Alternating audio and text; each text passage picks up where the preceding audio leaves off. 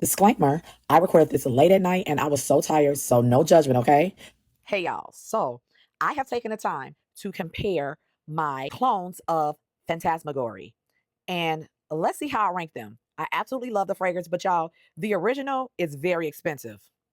So my girl Ursula sent me over, and she so graciously sent me over a sample that I can play with so that I can make my comparisons. Let's get into what I think about all of them and which one is closer to the original. This is a sample of the original, so I know how it smells. I had another sample that I purchased myself, but like I said, my girl sent me over a bigger sample so I could play with them. So let me tell you how I'm ranking this, starting from the least closest to the most closest. Rome Phantasmagory is really good. I like it in its own right, but I'm going to say this is number 4. This is not as close to the original. I would give this about a 70 to 75% similarity. It's still good in its own right, but it's honestly, it does not smell exactly like the original. This is where it gets hard because Fantasia by Amelie, which is a company I absolutely adore. Y'all, they have some Bagan clones there. You definitely have to check them out. I'll put the information on the screen. You definitely should check them out because they have some bangers. Now, this honestly smells really good. And to me, it's actually very close to the original. But if I gave the last one about a 70 to 75%, I probably would give this one more like 85, well, 80 to 85%. But it smells so good in its own right. And honestly, the average nose won't be able to detect that. Number 2 is none other than Illusions of Vanilla by the Dua brand.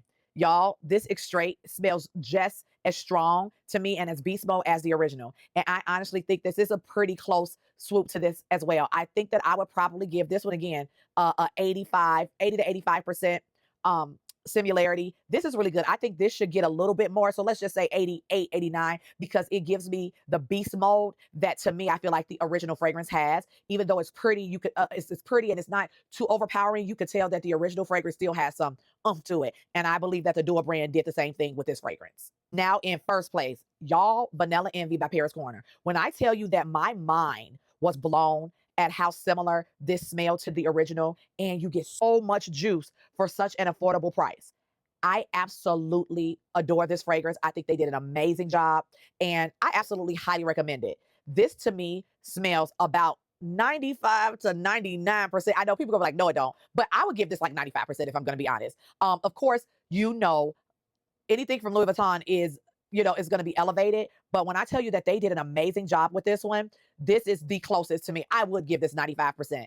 And if I didn't think that y'all wasn't going to fuss at me or y'all was going to fuss at me, I probably would give it like 98. This is done really well. I like the longevity of it. And with all this juice, I'm going to be honest, I don't mind even respraying because this is amazing. And y'all, it's saving me over $600. So guess what? I will not be getting the OG.